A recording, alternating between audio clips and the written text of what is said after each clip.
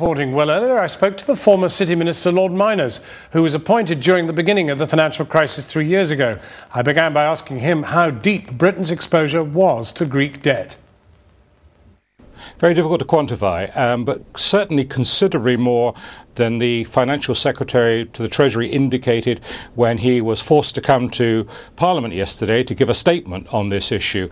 He gave numbers which, quite frankly, significantly understate the truth. Now, if the government believes that to be the case, then they are making a serious judgment of error here, because Greece is a country with whom we have substantial direct exposures through lending, through derivatives, and then secondary exposures through other counterparties who are linked to Greece. So the idea that we can whistle as we walk down the lane, this is not a British problem, is a very misdirected approach for the government to be taking to the Greek situation. This is the concern. I mean, it's very difficult for outsiders, as it were, looking in, to understand this stuff. And I mean, ostensibly, one looks at the Greek crisis and says, well, it's all right, we're not really affected by this. But you seem to be arguing that actually the exposure is very great and we should worry and we should be doing something about it. If so, what? Well, the exposure is not insignificant, and my worry would be that we have rather stepped back from this and said, not our problem, Gov,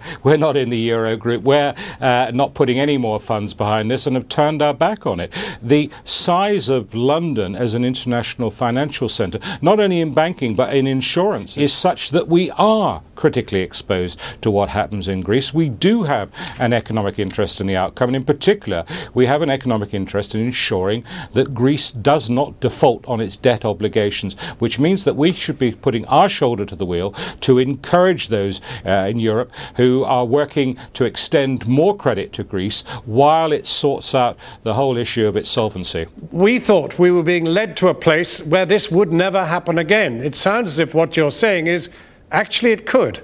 Well, I don't think one could ever rule out bank failures. That's the nature of business. What one needs to try to do is to make sure that the system is resilient and it can cope with failure. The British banking system is far stronger now than it was 2 or 3 years ago. Much more capital, much better managed, an improvement in the quality of supervision and regulation consequent on the steps that we and the coalition government have taken. If Greece does default, and most people think eventually it will, it may well affect Ireland, it may well affect Spain, it may well affect Portugal. Now, in both Portugal and in Spain and in Ireland, Britain really does have, in terms of its banks, even more exposure. Yeah. And therefore, surely in the long term even, we may yet be in very great trouble. Well, I think you've quite correctly elaborated why the failure of Greece will have consequence. The other dominoes will fall, and that's why we need to be at the heart of discussions